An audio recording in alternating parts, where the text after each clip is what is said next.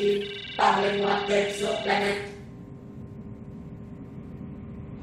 L'idée qu'il puisse exister une planète extrasolaire, une planète hors du système solaire, hein, c'est une vieille idée, hein, c'est celle de la pluralité des mondes qui existe depuis l'Antiquité et qui a pris son essor au XVIIIe siècle, mais ce n'est qu'en 1995 que la première exoplanète a été découverte.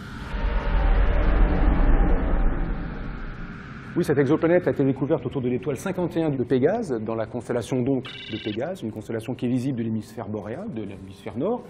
Et c'était une exoplanète fort différente des planètes du système solaire pour l'essentiel. Parce que dans notre système solaire, on compte 4 planètes telluriques, comme la Terre, avec un sol dur, des petites planètes, un sol rocheux, un sol solide, et 4 géantes gazeuses.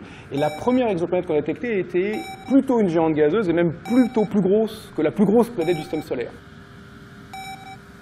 Processus de détection d'une exoplanète requis. En réalité, les méthodes de détection des exoplanètes sont fondées sur une idée, c'est que le mouvement de la planète autour de son étoile va perturber l'émission lumineuse de l'étoile, va déplacer légèrement, tantôt vers le rouge, tantôt vers le bleu, l'émission lumineuse de l'étoile, et que cette oscillation lumineuse de l'étoile, extrêmement ténue, étant mesurée, permettra de déduire la masse de la planète, puisque cette perturbation va dépendre de la masse. Votre assistant neuro-impératif requiert précision sur les résultats obtenus. Pendant longtemps, on n'a pu détecter que des planètes d'assez grosse masse, des planètes plus massives, plusieurs fois massives, comme Jupiter, la plus grosse planète du système solaire. Donc on est loin de la Terre. Depuis 1995, on a découvert plusieurs centaines d'exoplanètes. On est maintenant à plus de 460. Et ce nombre augmente régulièrement tous les mois, de plusieurs exoplanètes par mois. Et avec les nouveaux procédés mis en œuvre, tant au sol que dans l'espace, on espère découvrir des centaines d'exoplanètes par mois d'ici quelques années. Quelle est la perspective pour toute la Voie lactée? Votre assistant neuro-impératif salue la vérité de la question du pilote intersidéral.